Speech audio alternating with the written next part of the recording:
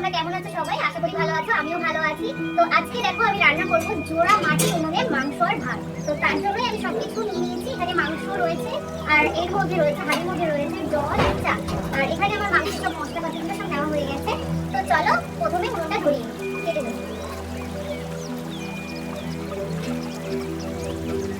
এবার দিয়ে দিলাম তেল, কড়াইটা গরম করে দিয়ে দিচ্ছি তেল।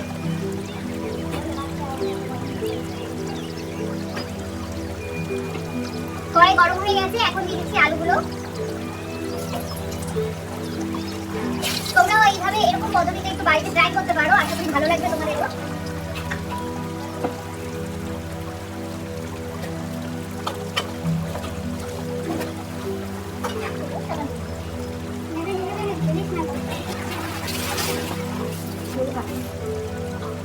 আমার আলু ভাজাও হয়ে গেছে, আলু ভাজাটা তুলে নিলাম। এবার দিয়ে দেবো পেঁয়াজ। এবার দিয়ে দিচ্ছি পেঁয়াজ। সত্যি কথা বলতে এরকম ভাবে রান্না করার কিন্তু মজাটাই আলাদা লাগে, আর রান্না করতেও ভালো লাগে। আমি অতটা উনুন ধরাতে পারি না, কিন্তু উনুনে রান্না করতে বেশ ভালোই লাগে, তাই তো?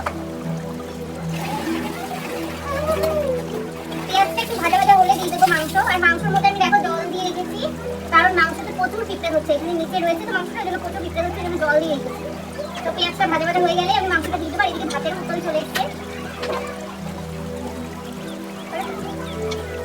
আমার পেঁয়াজটাও প্রায় ভাজা ভাজা হয়ে গেছে, এখন দিয়ে দেবো মাংসগুলো।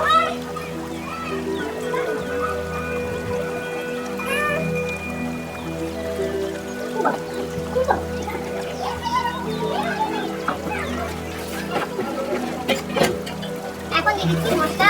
মশলার মধ্যে রয়েছে আদা, রসুন আর শুকনো লঙ্কা বাটা। তো সিম্পলি বাটা, এর মধ্যে কোনো গুঁড়ো অ্যাড হয়নি, তো এইগুলোই দিয়ে দিচ্ছি।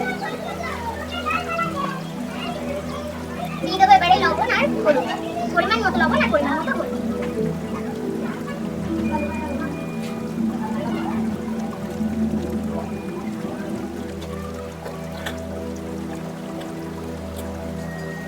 আমাদের ভাতও হয়ে গেছে, আমি ভাতটা নামিয়ে দেবো।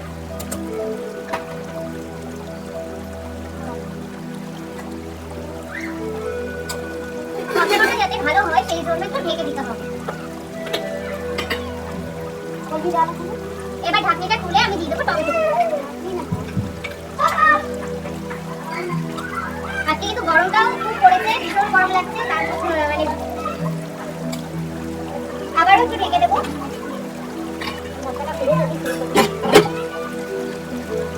এদিকে যেহেতু ভাতটা হয়ে গেছে, ওই জন্য এখন সন্ধ্যাও প্রায় সন্ধ্যা প্রায়, তো সেই জন্য সবাই এখন একটু চা খাবে। তো চাও বসিয়ে দিয়েছে, যেহেতু শুধু শুধু ওভেনটা ফাঁকা যাচ্ছিল ওই জন্য। আর এই যে ভাতটাও আমাদের গড় হয়ে গেছে, দেখো কত সুন্দর ভাতটা হয়েছে।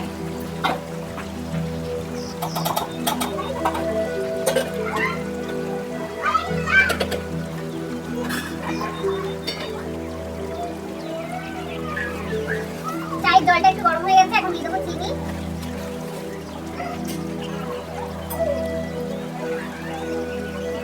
মাংসটা প্রায় কষা কষা হয়ে গেছে, এখন দিয়ে দেবো আলুগুলো। নাড়াচাড়া করে দেখবো তলায় লেগে যাচ্ছে কিনা, তারপরে দিয়ে দেবো জল। আমাদের কষাও হয়ে গেছে, দেখো দেখতে সুন্দরই লাগছে বেশ। এখন দিয়ে দেবো জল, পরিমাণ মতো জল দিতে হবে। বেশি আমি ঝোল ঝোল করবো না, একটু কষা কষা করবো, তাই অল্পই জল দিই। এখন দিয়ে দেবো সানরাইজের গরম মশলা।